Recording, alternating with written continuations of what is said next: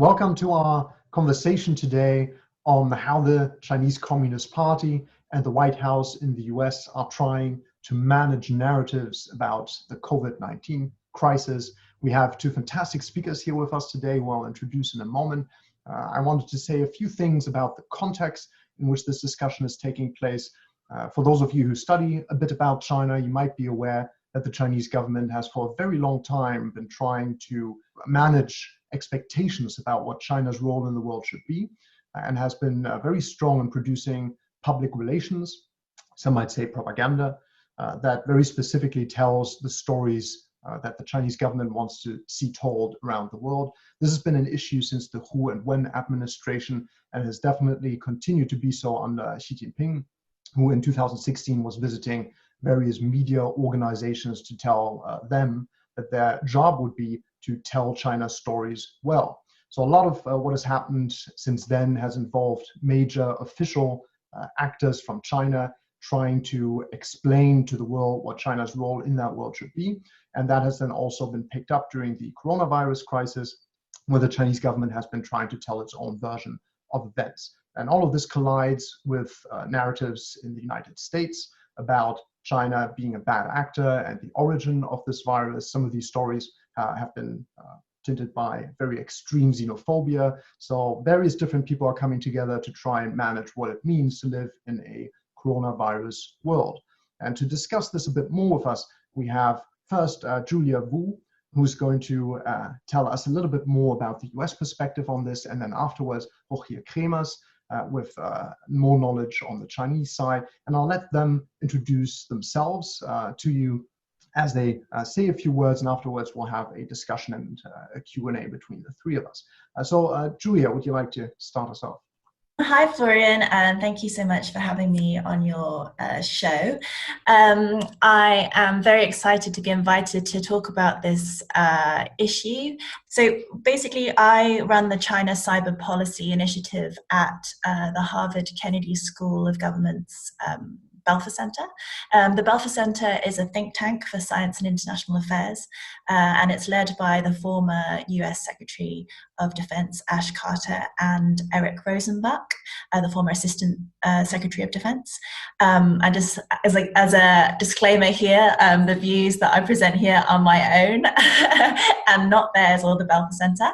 So firstly, let me give you a little bit of context behind the narratives that have come out as a result of the pandemic. So firstly, as Florian mentioned, it comes around as we are seeing this US-China great power conflict. And I think, if we look back at the 2017 US National Security Strategy, the US highlights China as this major challenge in going forward. China wants a world that is antithetical to US values and interests, and it seeks to displace the US, particularly in the Indo-Pacific region, reordering it in its favor. Also, the pandemic basically pops up after a few years of this US-China trade war that President Trump launched. At the heart of this is a technology competition. And so in recent years, we saw US actions that basically crippled one of China's largest tech companies, ZTE, and also the ongoing tussle with Huawei, the largest mobile telecommunications provider in the world. And also, another thing that we should think about when we're talking about this issue is that it's 2020, which is also, there's a presidential election on the horizon. So within the US narrative, not only are we seeing a pretty, a strong, aggressive narrative from President Trump, but we're also seeing a lot from the Democrat side of the House. Both sides are actually rethinking, or the US in general is rethinking its position of engaging with China, which has been its general position since President Nixon visited in the 1970s. We have a very strong voices of the China hawks calling for a total decoupling from China, which we really don't know what it looks like. But also there's this general consensus that the relationship has to change, but it's not quite clear what the future, like long-term approach of the US will be, or what they think the end state will look like. So that's the context I would give you. There are a few things that I just also want to point out is that I think, from this, the epidemic becoming a pandemic, China has a lot to answer for.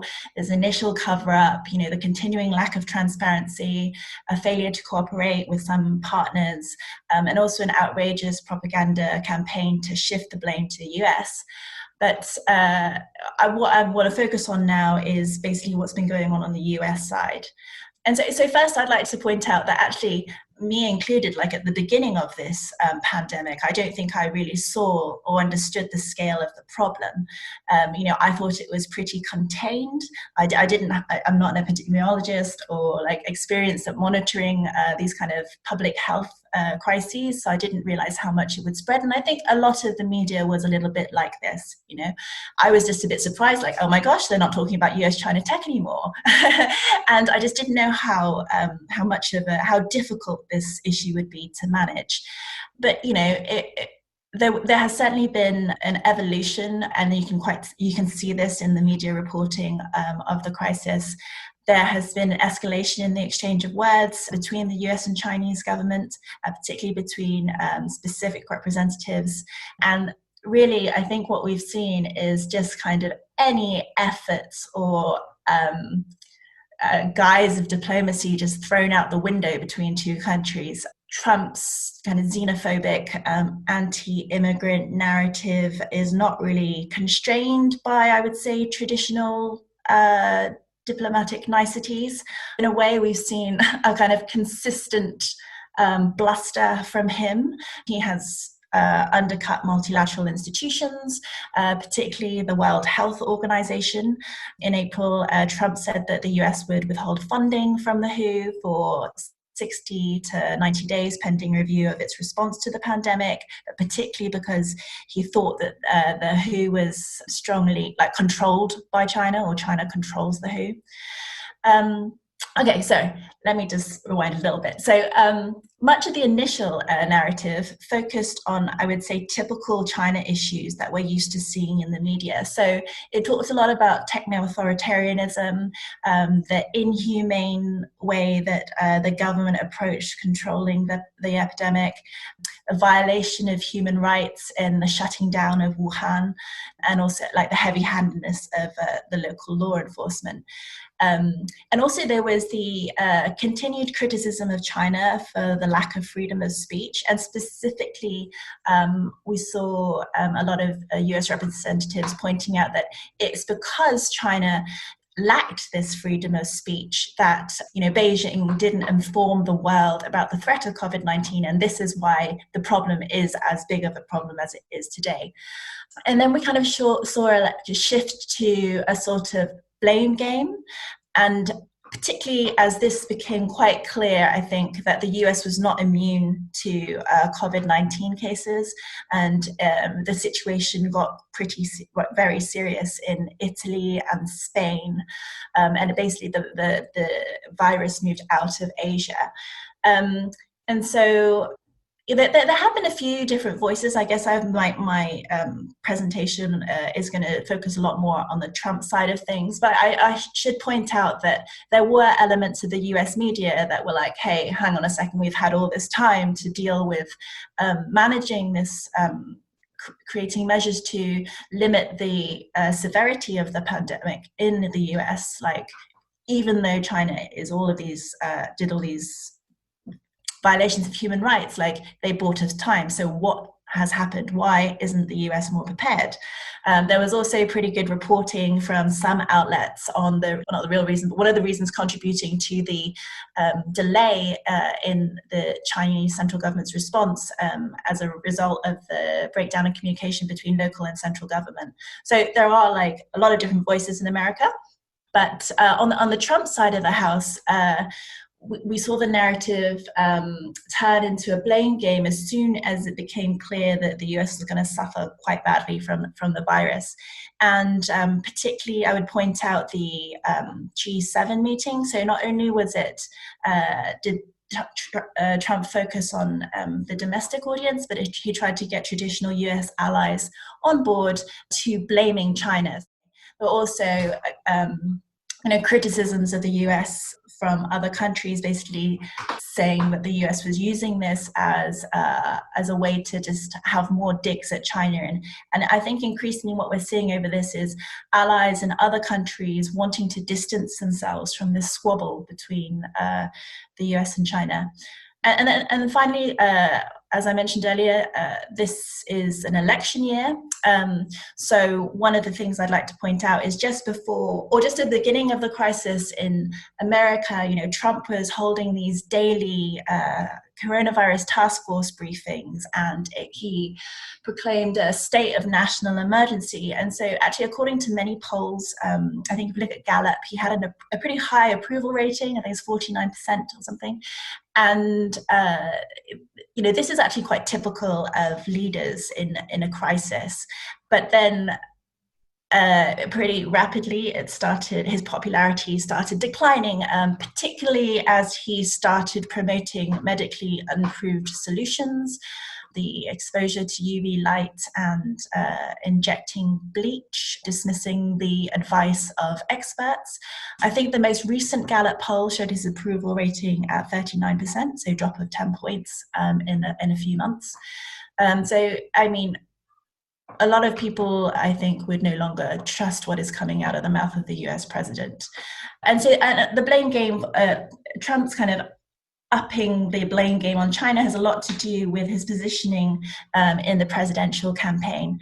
And as I mentioned earlier, we're also seeing the Democrats coming out with a strong anti-China narrative as well, but they are still accusing Trump of tough talk and weak action, and it seems that both the Democrats and Republicans are united on the tough China line. Thank you, Julia, for that exciting overview.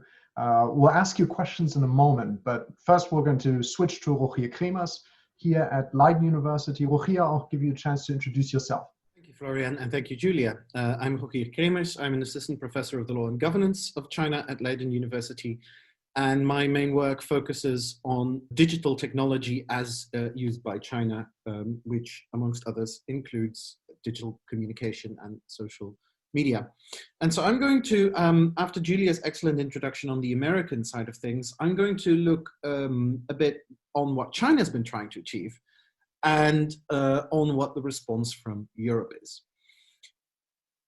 Now, obviously, the moment that it became clear that coronavirus was going to be a major international problem, the Chinese government saw itself confronted with a number of issues that it needed to deal with in terms of international communication, right?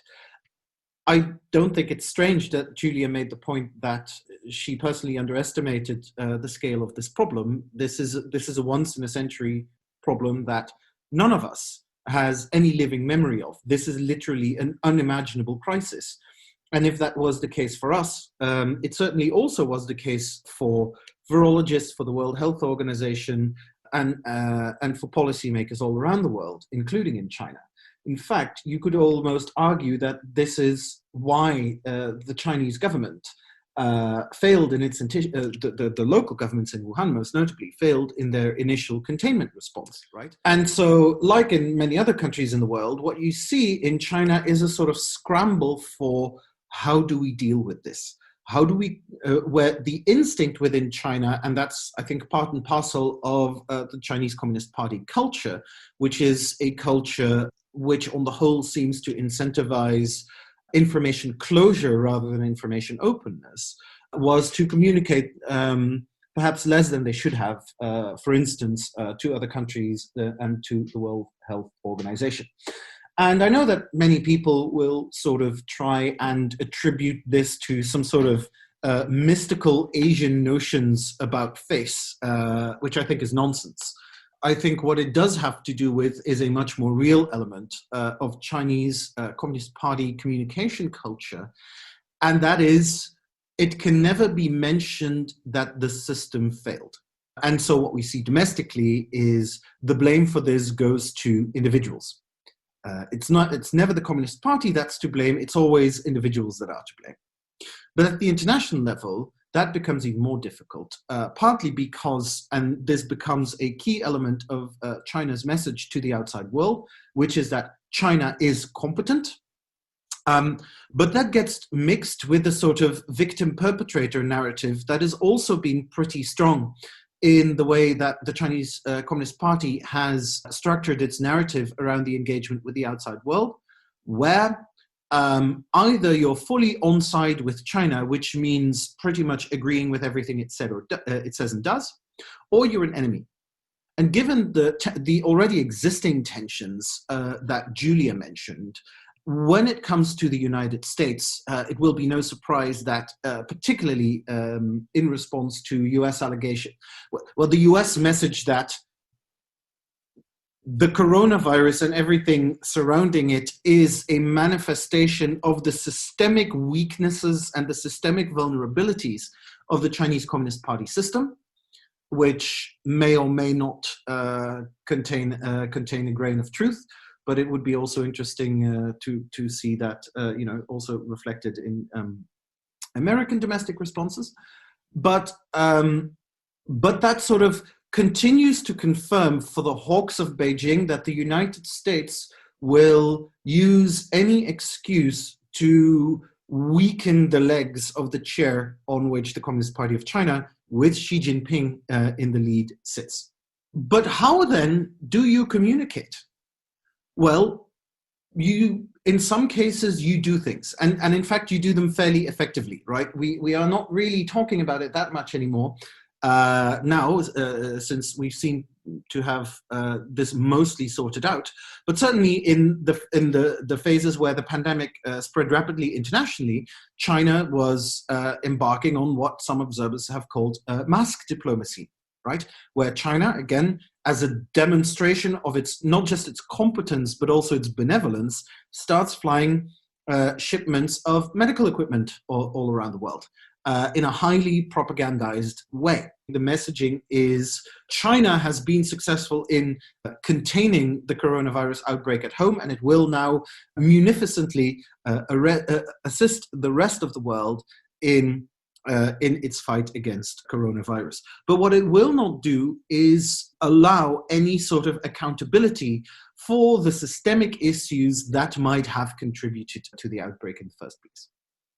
So that's one element. There's another element also, and that's a really interesting one, surrounding what some have called the wolf warrior diplomacy, the rather vociferous nature of some of the statements that have been made, amongst others, by Chinese diplomats. Particularly Foreign Ministry spokesperson Zhao Lijian has rather made a name for himself there, for instance, by amplifying conspiracy theories, including the conspiracy theory that the United States military brought the virus to Wuhan through a delegation that was participating in the Wuhan Military Games, a large sports event that took place last autumn. And obviously, like most conspiracy theories, this is probably going to be nonsense. But for our discussion, what I think is a really significant point of interest is, how does someone who acts as a diplomat, who acts in an official capacity, and he's not the only one, we've sort of seen this being taken up by, for instance, Chinese ambassadors all over the world, how does someone get to do that and keep their job? And certainly, part of what seems to be going on here is a confluence of a number of streams. One is Chinese diplomats over the last couple of years have been given the brief that they need to be more assertive. The good old days where Chinese foreign policy consisted of hide and bide, hide your strengths, bide your time, those days are long over. There's another element in which the Chinese, either with their assistance and cooperation or not, seem to be fairly interested about Russian success in information operations.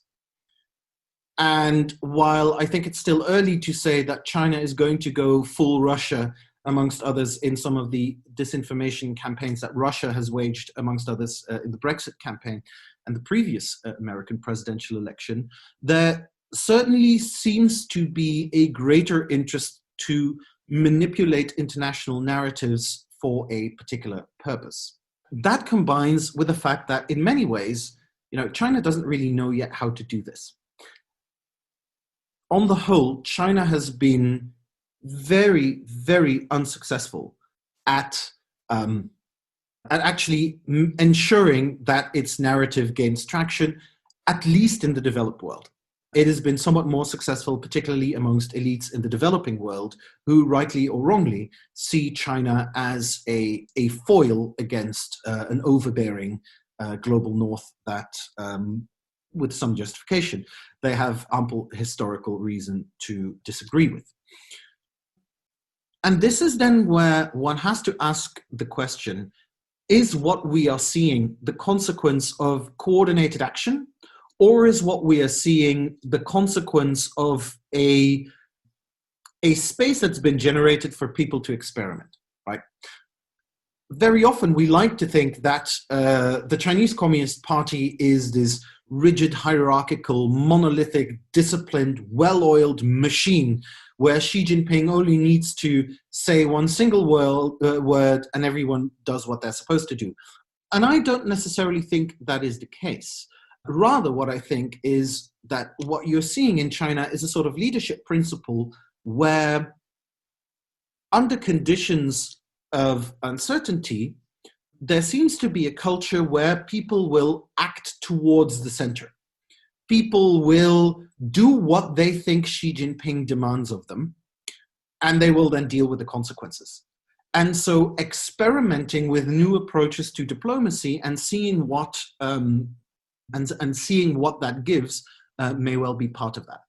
And that actually brings us to a very sort of interesting point where we almost have to think that, in a way, convincing the rest of the world of the righteousness of China's narratives might even be of secondary importance to these people to realizing their career objectives. Certainly one thing that we know about China is if it wants to do something competently, very often, in the end, it does. And the fact that it is not yet doing crisis communication, public diplomacy, soft power, however you want to call it, it is not doing it competently means that the success, the direct success of this endeavor is less important than other political considerations. And then it's obviously a lot of fun to think about what they are. Now, that about China, and I'm sure we're going to talk about it a bit more in the discussion, but just briefly about Europe. We just gotten a new European Commission when the coronavirus started hitting, and they've really had to hit the ground running. Coordination between European member states has been an absolutely atrocious problem. The fissures and tensions between the European Union and its member states have created quite considerable spaces for China to come in, amongst others, with its mask diplomacy in the European Union and its immediate vicinity. And obviously Serbia is a country of great importance here. The European Union, and this is true specifically for coronavirus as well as more broadly for geopolitical issues, has decided that it wants something, but it is nowhere near deciding what it wants yet. And if you don't know what the product is you're trying to sell or the goal you're trying to achieve, it's extremely difficult to craft a message around this. And this is something where China and the United States work a little bit more efficiently on. I think that's it for my initial remarks, and look forward to the discussion. Thanks, Rogier, for this insightful overview. Now, I would like to ask our speakers a couple of questions and have them respond briefly with their own personal impressions. I wanted to start us off by talking about the official messages that are coming out of either the White House or Zhongnanhai in Beijing. And we can move on to misinformation and various other kinds of types of communication in a moment. But I'm thinking of the White House press briefings that Julia mentioned, these 2-hour-long daily press briefings that Donald Trump was holding. And much as like, I'm also thinking of Chinese Central Television, which is called CGTN in the English-speaking or in the international world, presenting a particular kind of take on news from the Chinese perspective. So you have these official public relations campaigns, some might call them propaganda. And I'm wondering who these are targeted at. Who really is the target audience of that sort of thing? Is it an international audience and each actor is trying to influence public opinion of broad audiences elsewhere? Or is this a way to give ammunition to political allies in other countries? Or is it a way to basically just appease supporters back at home, domestic audiences who feel that their leaders need to protect and represent their nation in a particular way? How do you interpret these kind of official attempts to speak out and shape the narrative internationally? Maybe we can start with Julia, because you mentioned the press briefings. Sure, thank you, Florian. I think there have been quite a few conflicting messages from the White House. I mean, it was not unusual in these press briefings for the president to then have his medical experts immediately kind of dispute him or cover their eyes when he's talking. So it's quite confusing as to exactly what the message is. But I would say that in terms of target audience, like as I mentioned earlier, certainly he's focusing on the domestic audience. And, you know, I think as Rogier mentioned earlier, there was this the conspiracy theory around the Wuhan, the virus began in a Wuhan lab. And I remember watching, I think was it ABC News or something with, they were interviewing Secretary Pompeo. And in this interview, he says very clearly that they have a high degree of confidence that the virus originated from the Wuhan Institute of Virology, that China has a history of infecting the world, that it has a history of sloppy labs. And then the interviewer points out that actually the Director of National Intelligence, the Office of the Director of National Intelligence, says that actually this virus is not man-made. And then basically in 3 minutes or 5 minutes, Pompeo has to like swallows his words and says, no, that's right, that's what we think.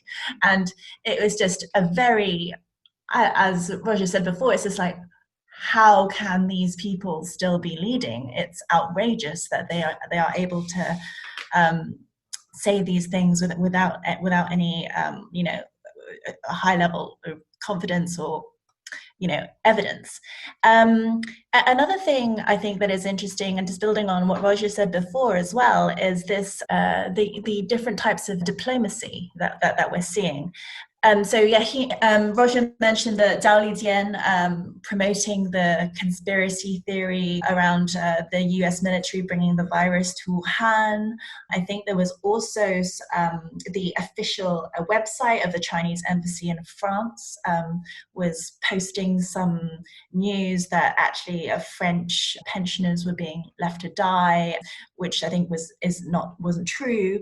But then also the Chinese envoy to Australia, in response to Australia announcing that they were going to, that there should be some sort of international investigation into the source of the virus, threats of sanctions and boycotts, etc. So I actually think on both sides we're getting quite a few, it's like very kind of scattergun mixed messages going on. I wouldn't say that it was a particularly well thought out strategy on each side.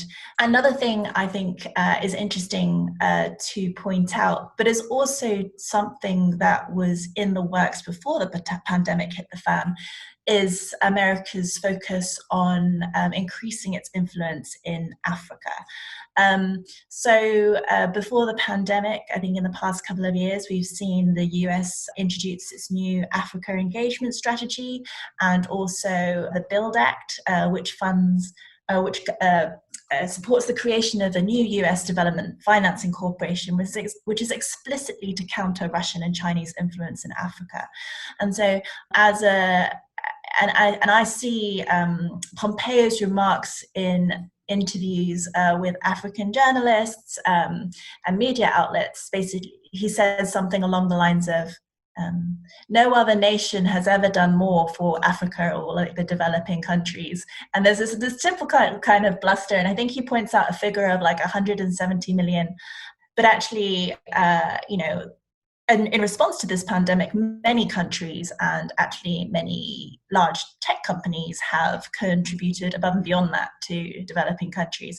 But I just see this as a continuation of an objective that the US has anyway of trying to seek more influence in Africa, where actually China has invested huge amounts of resources over the years, not only through its Belt and Road Initiative, but through pretty comprehensive bilateral and regional relations with the African Union. No, this makes a lot of sense. Thank you, Julia. Roger, could you tell us a little bit more about the Chinese official message and who that is meant for? I mean, you've already suggested a little bit that the officials have to concern themselves with their own promotions, with their own job assessments, and that colors the way that they inform their own messages. But I mean, you have Chinese Central Television and you have Xinhua News and all these large outlets who communicate clearly sort of a standard message as the official voice of the Chinese Communist Party and the Chinese state. Who's that for? I think there's something really interesting to that question, in the sense, when I was doing more research on Chinese foreign propaganda a couple of years ago, I was looking into how is this communicated within China itself. And the interesting thing is that what they talk about is supply, not demand. So you will see in official reports, they will say things like CCTV9, which is the English language channel, can now be received in so many countries with so many million people, or the China Daily is now printed and distributed on so many copies. And it doesn't talk at all about the extent to which this is taken up. I have a couple of hunches why that may be. I haven't sort of done the proper research on it yet, but I think there's a couple of elements there. You know, whatever the Chinese government says is the Chinese story must be undoubtedly the Chinese story, and there cannot be any legitimate criticism of that. Or obviously the Chinese government would have thought about it already. So it's very much sending mode, and I've never found a moment where they were actually in listening mode. So there is, I think, a really interesting sort of dissonance there where they're spending a lot of time and money and effort to send out these messages, but it almost seems like who will listen to this, who are the audiences, is not really taken into consideration. Certainly one element of it is the way that it's brought back, so domestically. And what you will see is that, for instance, you get in the early international outbreak of the pandemic, you get these news reports about Chinese planes bringing medical goods to Italy, and then the Italians singing, allegedly, "Thank you, China," in the streets because their hearts are so full of gratitude for the benevolence and kind-hearted spirits of the Chinese nation. And obviously, you know, it's fake news. That's what it is. It's all kinds of falsified footage. But there seems to be something there where the real truth doesn't matter as long as the political truth gets served. All right, thank you. I have a follow-up question on issues of strategic communication, because much of what we have talked about so far is official actors trying to convince others or satisfy various domestic demands with their political communication. But you've also both mentioned cases where it would be very hard to still understand them in the context of quote unquote strategic communication, and particularly issues of spreading conspiracy theories, Trump clearly getting very unhinged in many of his Twitter comments, which other actors then use as official messages from the White House. So there's a convolution there between the private person and the office. At the same time, we have the wolf warriors that Rogier mentioned. And I'm wondering, is this still strategic communication? Maybe Rogier can start us off on that. I don't really know. And I think we don't really know because I think we are facing a very new political global situation for pretty much everyone involved in it. The European Union, for the first time since the end of the Cold War, and you know, maybe even the Second World War, has to think about, and that's at the union level, it's also at the individual country level, has to think about their position in global affairs, right? This was not something that has been up for much discussion over the last 3-4 decades.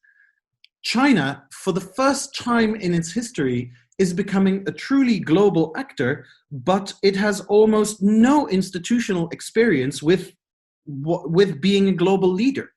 The United States has enjoyed a position of unparalleled primacy to a certain degree after 1945, but certainly after the end of the Cold War. And that's now going away. to strategize means that you have at least some inkling about desired goals, end stages, the possibility of achieving them, the means required of achieving them, the inevitable trade-offs, and so on and so forth. And I'm not sure that that's something that Washington, Brussels, the European capitals, or Beijing have in any abundance at the moment. The closest possible parallel, and certainly the only parallel that anyone in a position of power and influence has today, is the Cold War. If that is the approach that is taken in the United States, what you're going to get is a sort of, we beat the Reds once, we can do it again sort of response. But the problem with that is that the axis of competence is now completely different. And the landscape of global interdependence is also completely different. The range of issues on which a government has to be competent today is far bigger than during most phases of the Cold War, right? To be a competent government, it's not enough at this moment to have a chicken in every pot and a car in every garage. But now we're also confronted with global issues ranging from cybersecurity and obviously most importantly climate change, on which governments have to be competent. And the interesting thing here is that whatever else we might think about China, at least climate change is not up for discussion. It is a well-accepted political reality in Beijing that this is what is happening and we need to do something about it, even if we all know the very many problems within China and between China and its international counterparts on realizing any of that. Similarly with adapting to new economic realities where sustainability demands that we have to stop living the way that we do. In China, that is a discussion that is had. It's not in the West. And so if that's the bigger picture reality of this big tension, this is really going to be the challenge in strategic communication. We really need to see this coronavirus issue in the context of, for better or worse, a systemic competition which is sooner or later going to involve competence, and which is inevitably, in dealing with global issues, going to have to involve a large amount of interdependence and coordination.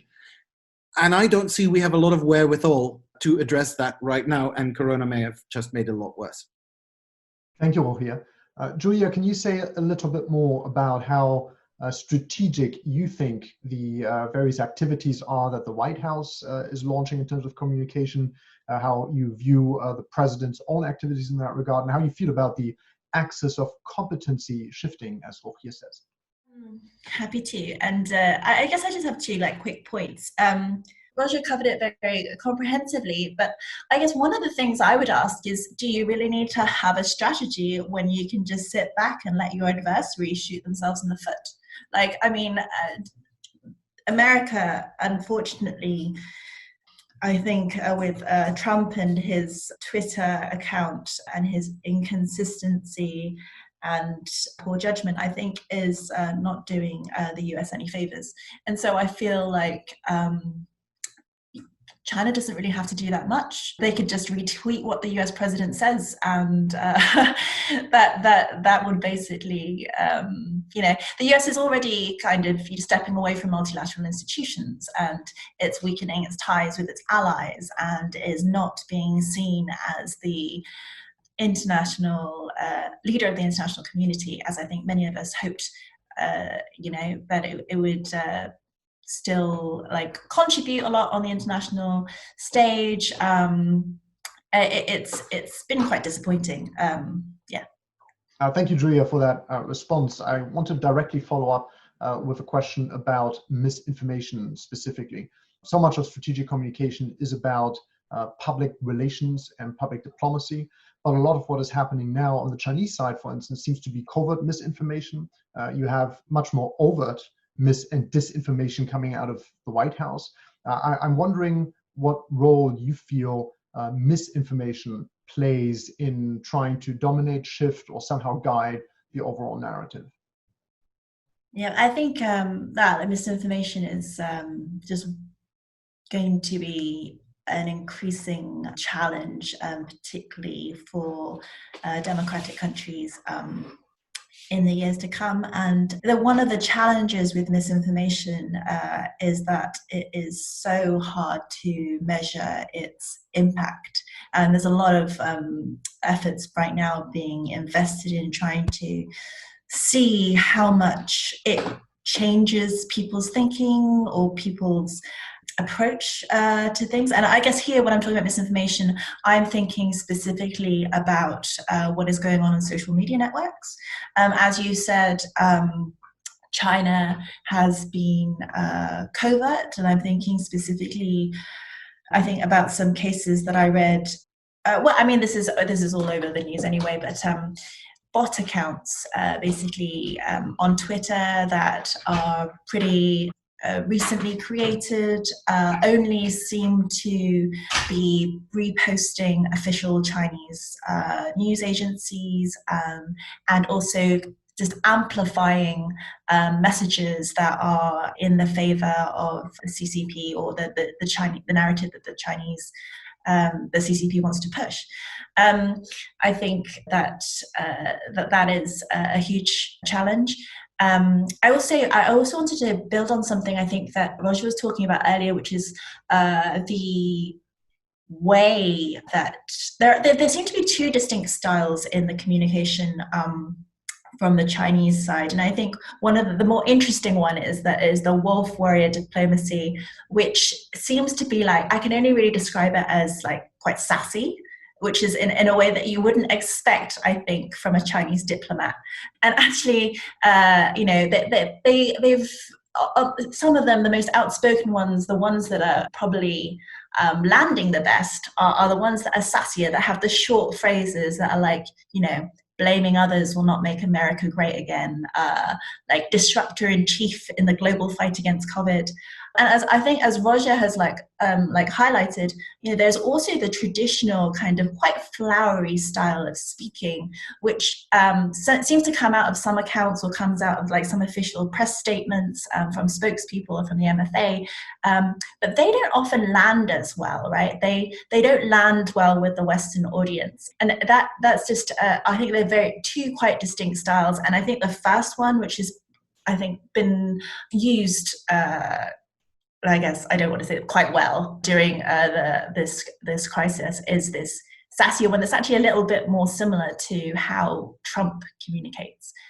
Rogier, can I follow up and ask you about the Twitter sock puppets and bots? At the time of us having this conversation, it's just been a couple of days since Twitter shut down, I think, 24,000 accounts that it identified as fake or manipulative in some form and associated with Chinese communication messages. And the Stanford Internet Observatory has done a study on these and also looked into what kind of messages these networks spread.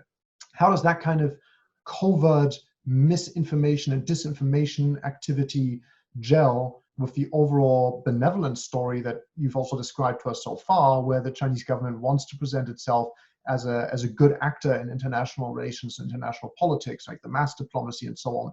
How effective do you think the soft power narrative can be when these other darker, more sinister activities come to light?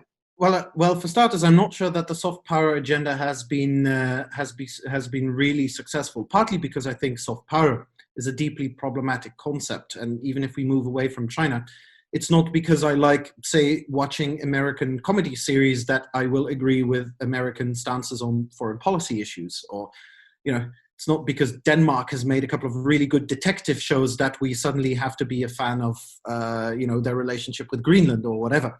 That's just not how that works. I think one has to look at this in terms of just a full spectrum of tools that can be used to achieve a goal. The point with covert means is they're never recognized, right? They don't come with uniforms, insignia, and rank badges.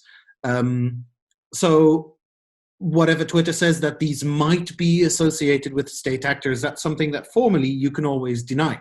Rather, the question is, and this is where I think some attention needs to be paid, if all politics are domestic, then China's message can only be successful if it resonates with a domestic political issue.